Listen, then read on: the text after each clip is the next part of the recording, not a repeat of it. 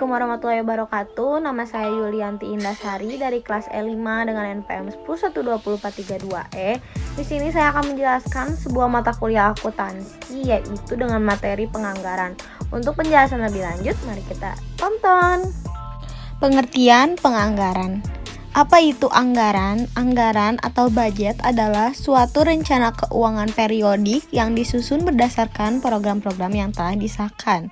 Anggaran atau budget merupakan rencana tertulis mengenai kegiatan suatu organisasi yang dinyatakan secara kuantitatif dan umumnya dinyatakan dalam satuan uang untuk jangka waktu tertentu. Anggaran merupakan alat manajemen dalam mencapai tujuan. Dalam penyusunan anggaran, perlu dipertimbangkan faktor-faktor berikut. Yang pertama yaitu pengetahuan tentang tujuan dan kebijaksanaan umum perusahaan. Yang kedua adalah data-data waktu yang lalu. Yang ketiga yaitu kemungkinan perkembangan kondisi ekonomi. Yang keempat, pengetahuan tentang taktik, strategi pesaing, dan gerak-gerik pesaing. Yang kelima yaitu kemungkinan adanya perubahan kebijaksanaan pemerintah. Dan yang keenam adalah penelitian untuk pengembangan perusahaan. Dalam penyusunan anggaran perlu diperhatikan perilaku para pelaksana anggaran dengan cara mempertimbangkan hal-hal berikut ini. Ada 3 poin hal-hal yang harus diperhatikannya, yaitu yang pertama, anggaran harus dibuat serealitas mungkin, secermat mungkin, sehingga tidak terlalu rendah atau tidak terlalu tinggi. Anggaran yang dibuat terlalu rendah tidak akan menggambarkan kedinamisan, sedangkan anggaran yang dibuat terlalu tinggi hanyalah angan-angan. Yang kedua yaitu untuk memotivasi manajer pelaksana diperlukan partisipasi top manajemen atau direksi. Yang ketiga yaitu anggaran yang dibuat harus mencerminkan keadilan sehingga pelaksana tidak merasa tertekan tetapi termotivasi. Nah, yang selanjutnya yaitu anggaran yang dibuat akan mengalami kegagalan bila hal-hal berikut ini tidak diperhatikan. Ada 5 poin di anggaran yang akan mengalami kegagalan jika kita tidak memperhatikannya, yaitu yang pertama, pembuatan anggaran tidak baik, tidak mampu berpikir ke depan dan tidak memiliki wawasan yang luas. Yang kedua, kekuasaan membuat anggaran tidak tegas. Yang ketiga, pelaksanaan tidak baik. Yang keempat, tidak didukung oleh masyarakat. Yang kelima yaitu dana tidak cukup. Nah, berikutnya yaitu ada tujuan penganggaran. Ada 3 tujuan penganggaran, yaitu yang pertama untuk digunakan sebagai landasan yuridis formal dalam memilih sumber dan penggunaan data. Maksudnya landasan yuridis di bawah ini yaitu seperti landasan tertulis, kayak kita membuat peraturan sendiri seperti itu. Nah, yang keduanya yaitu untuk mengadakan pembatasan jumlah dana yang dicari dan digunakan. Yang ketiga yaitu untuk merinci jenis sumber dana yang dicari maupun penggunaan dana sehingga dapat mempermudah pengawasan. Nah, lalu manfaat dan kelemahan anggaran.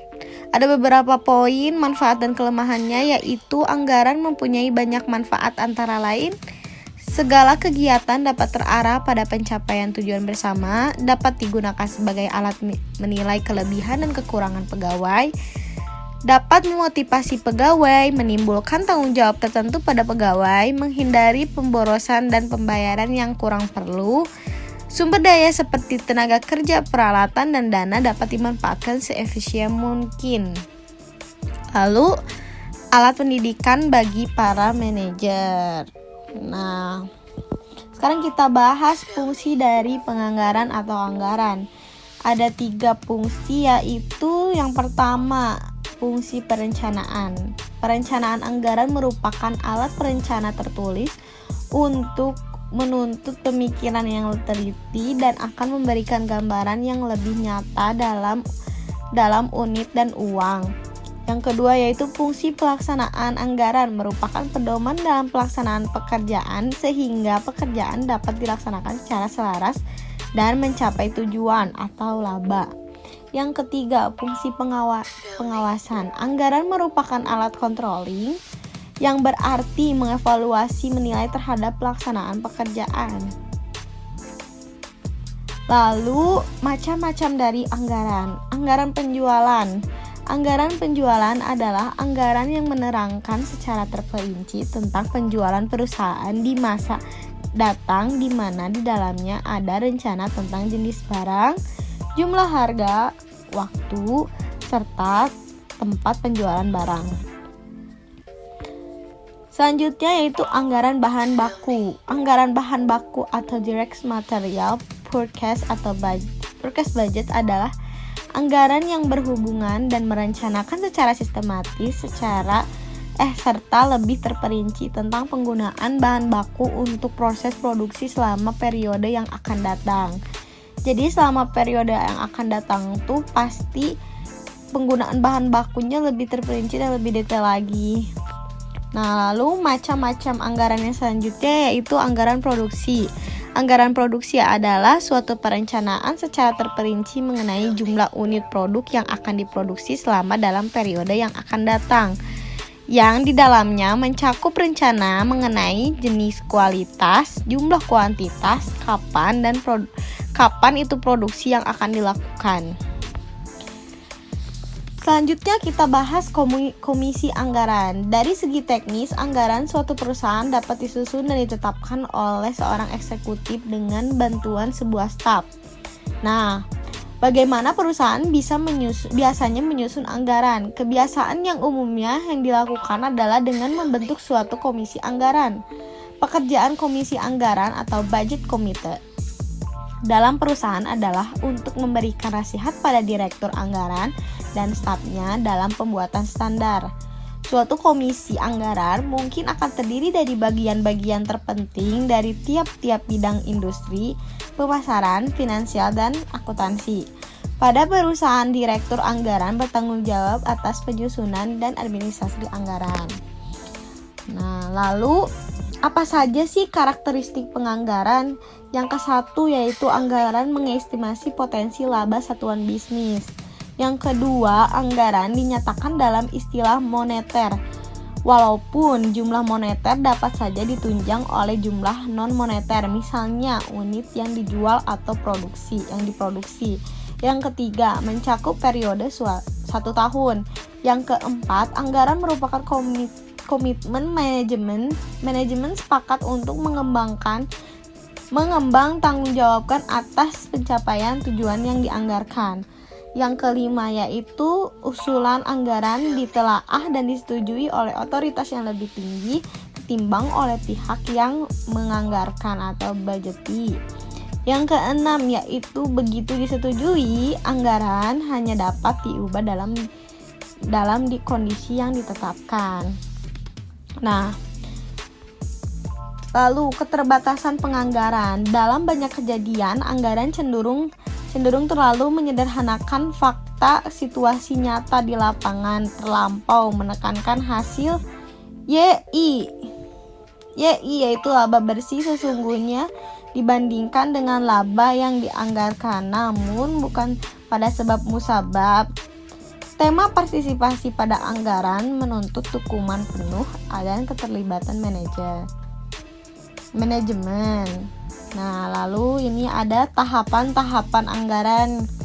Untuk yang pertama, tahapan anggaran pendapatannya, ini ada sebuah contoh tabel, yaitu sebelum awal periode operasi. Langkah pertama yang analisis yaitu revenue yang menghasilkan pada periode ini dan mengestimasi hasil penjualan yang terlebih dahulu karena tingkat operasi pabrik dan beberapa keputusan lain terikat oleh tingkat hasil penjualan yang diharapkan.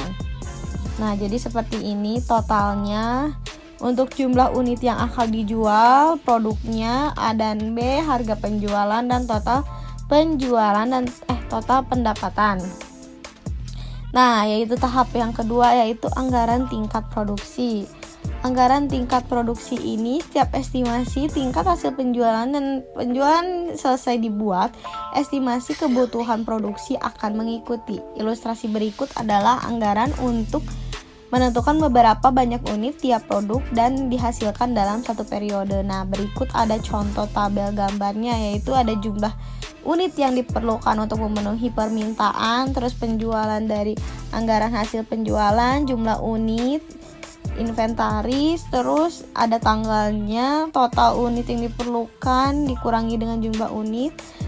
Nah, inventaris pada tanggal 1 Novembernya juga ada jumlah unit yang selama bulan Desember. Jadi estimasi penting tersebut menentukan tingkat produksi pabrik selama 1 bulan.